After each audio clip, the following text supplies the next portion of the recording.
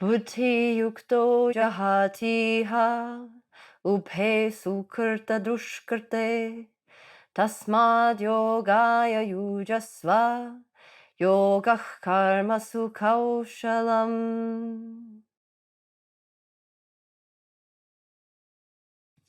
The Bhagavad Gita is known to be a text for householders. So not ascetics that go and live in the mountains, but people who want to live a life, with a family or with a professional life and concerns, famously in how to be in the world, but not of the world. And what does that mean? It means that you actually function in, society, but you don't let it entangle you. You still feel liberated and free, and you're not bogged down by the details of everyday life. Sounds pretty good, no? So it's that the way that we seek liberation is not by avoiding life, but by living in such a way as to lead ourselves to liberation. So there's a super famous definition of yoga, which you may have heard before, perhaps even from me in one of my other videos, which goes like this.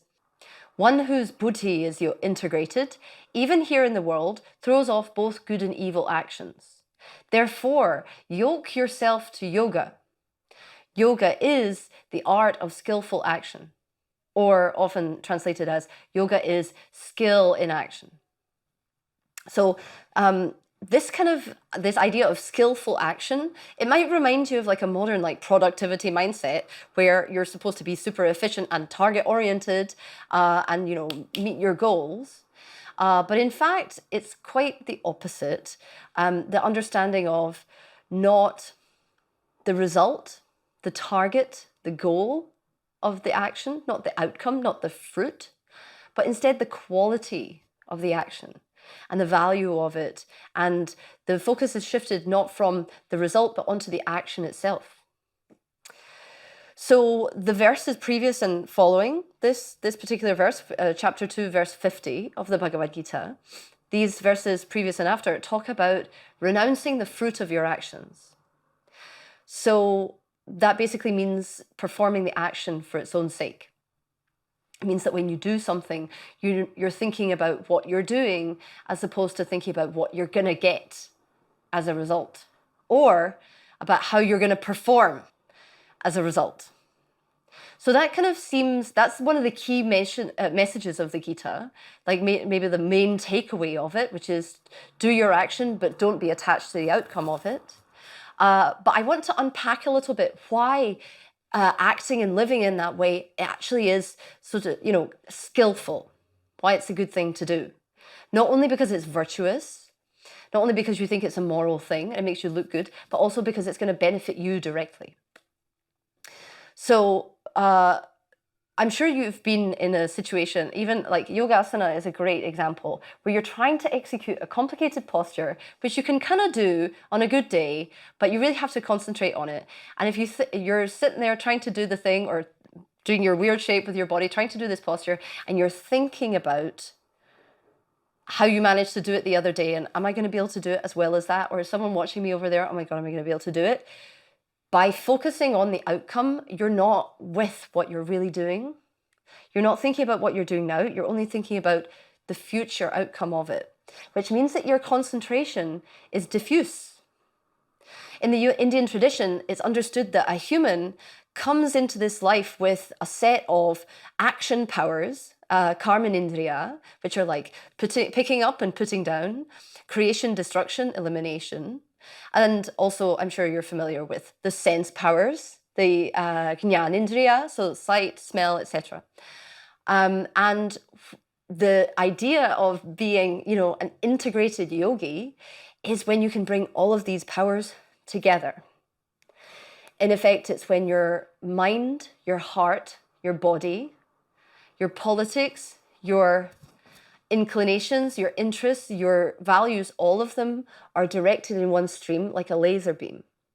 And when you do that, you're invincible and you can do whatever you want. But the secret and the tricky thing to do is actually to bring all of these things together, because We live in a world full of many different influences, which are pulling us in all the different directions. And so, our politics goes over there, and our family goes over there, and our heart, our romance goes over there. And suddenly we feel torn, which is the entire dilemma of the whole Bhagavad Gita. And so the text, it says, be integrated, yoke yourself to yoga, tie yourself together. And in this very verse, it says, you should be buddhiyuktah. So if you saw my mind video, I talked about these different levels of mind. You have ahankara, your, individuation principle, your manas, your kind of sense processing mind, and then you have your buddhi, which is your intelligence. And so this verse is translated in different ways.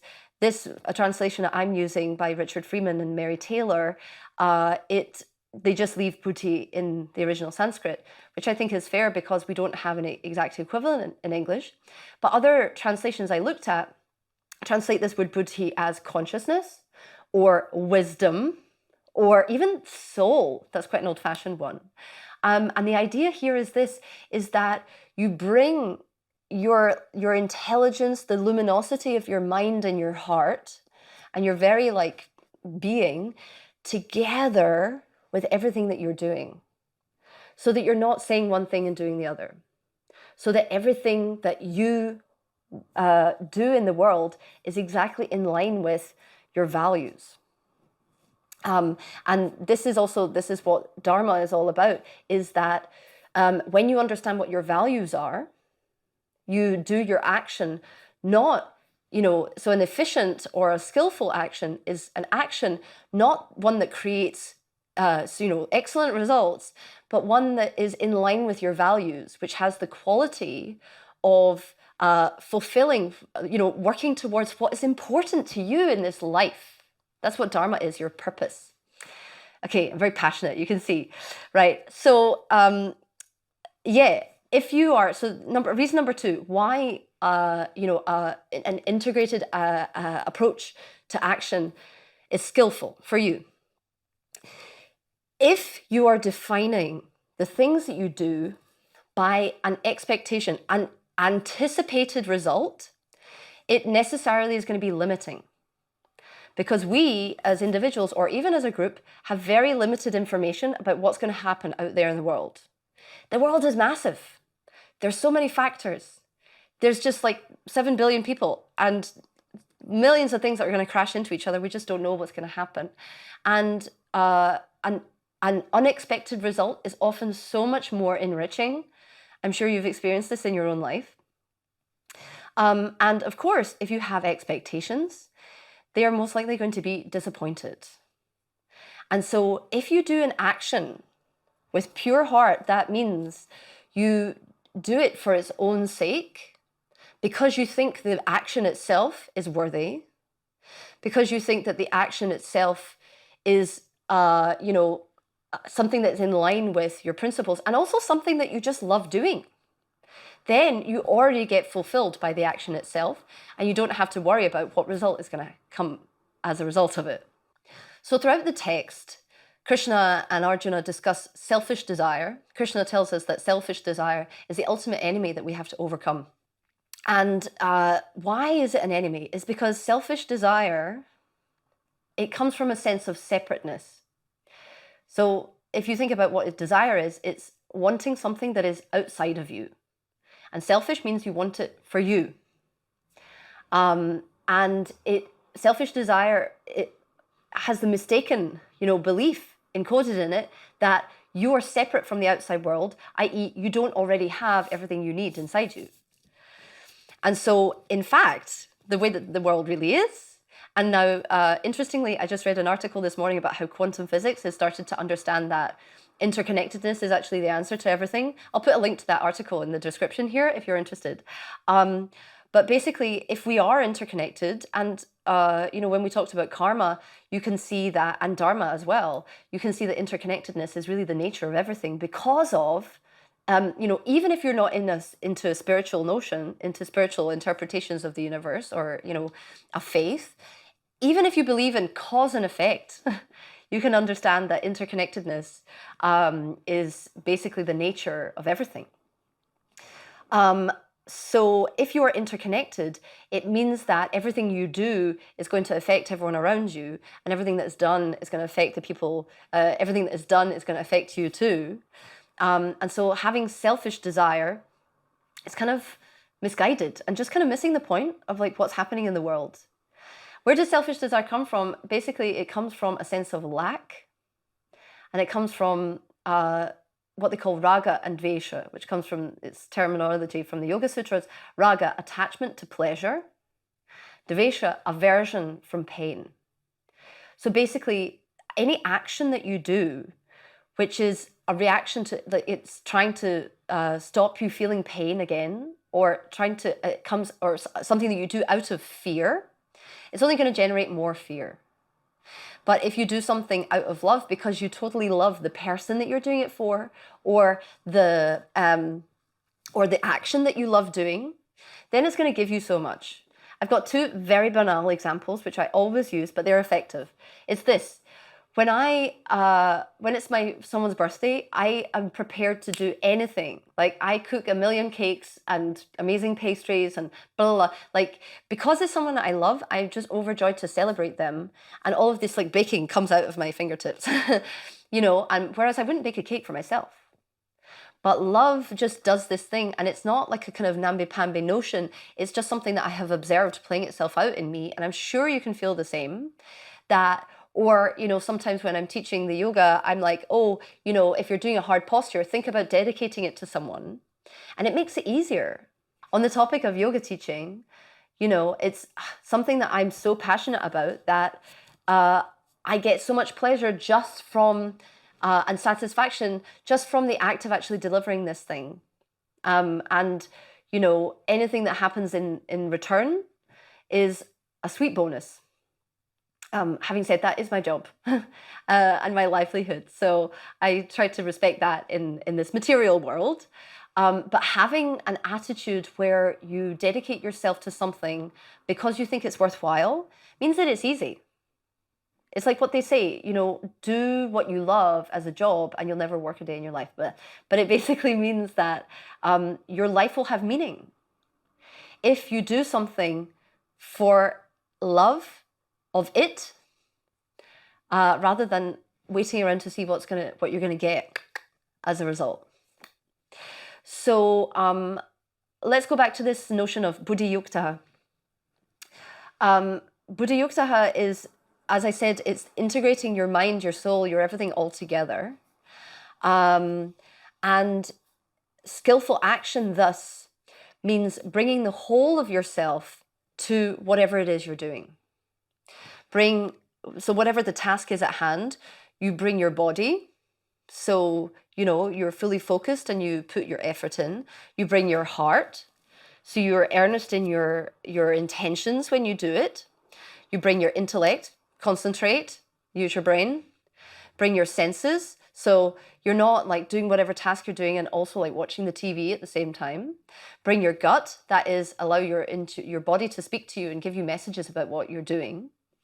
And when you do something fully, like bringing all your indriyas, your karma indriyas and your jnana indriyas and all of your powers together, it means that you are fully engaged in this action and there's no so-called karmic residue.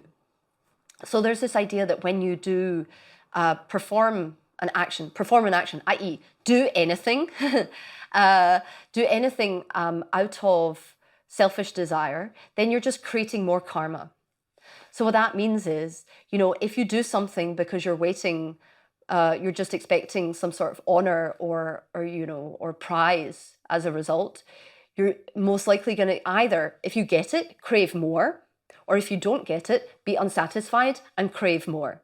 So it's this so-called karma bandhana, the binding influence of action, where action creates impression, creates desire, which creates action, etc.